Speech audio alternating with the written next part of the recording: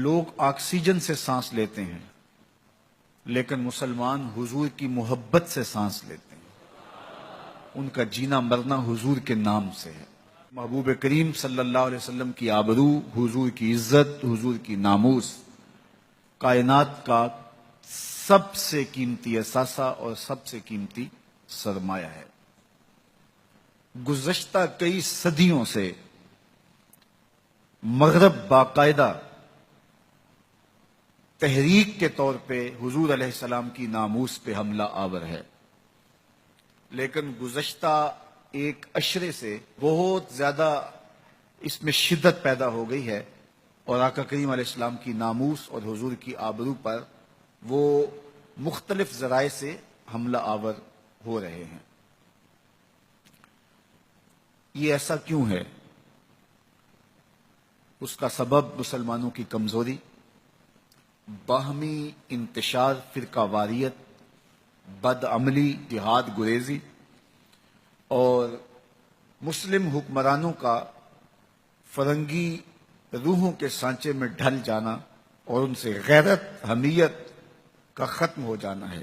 وہ ہمیں اس پوزیشن میں لانا چاہتے ہیں کہ ہم اس کو گوارا کر لیں اور اس کو برداشت کر لیں، اور امت اگر اس کو گوارا کر لیتی ہے تو پھر اس کا وجود مٹ جاتا ہے۔ 56-57 اسلامی ملکوں کے حکمران بے غیرتی کی چادر اوڑے سوئے ہوئے ہیں۔ اس کمزور حالت میں بھی اگر یہ کھڑے ہو جاتے ہیں تو ہالینڈ کو جرأت نہیں ہو سکتی کہ وہ کوئی خاکہ تراش لے۔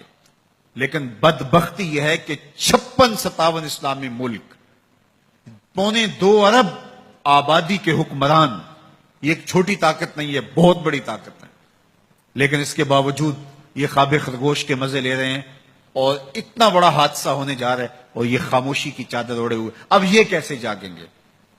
تو ان کو عوام سے بیداری ملے گی۔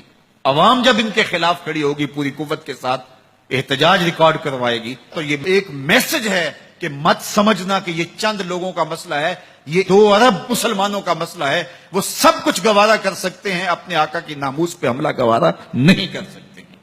اور تمام طبقات آگے بڑھیں تو اس سے میسج اچھا جائے گا، اس سے جو ہے وہ پیغام اچھا جائے گا۔ نبی رحمت پر جس نوعیت کے اعتراضات ہوں اسی نوعیت کے جوابات دیجئے۔ اسی طرح دشمن جس میدان کو اختیار کرے اس میدان میں جواب دینا چاہیے۔ جو چیز تسلسل کے ساتھ ہوتی ہے انسان اس کا عادی ہو جاتا ہے۔ تو مغرب یہ سوچتا ہے کہ اس تسلسل کے ساتھ اہانت رسول کرو کہ یہ مسلمان عادی ہو جائیں، اور جب یہ عادی ہو جائیں گے اور اس کو بھی اگر یہ برداشت کر لیتے ہیں تو بطور مسلم ان کا وجود ختم ہو جائے گا۔ لہٰذا یہ بار بار اس لیے کر رہے ہیں، لیکن مغرب اچھی طرح سن لے کہ ہم ہر دکھ جھیل لیتے ہیں، ہم ہر تکلیف گوارا کر لیتے ہیں، ہماری کمزوریاں، ہماری مداحنتیں، ہمارا بہت کچھ بہت امور میں ہے، لیکن حضور علیہ السلام کے نام پر کبھی بھی یہ امت کمزور نہیں ہوئی۔ اس امت نے عمل میں تو کمزوری دکھائی ہے، اس امت میں اور معاملات میں تو کمزوری دکھائی ہے، لیکن جب ان سے عشق رسول کا امتحان لیا گیا تو یہ پورے 100 نمبر لے کے پاس۔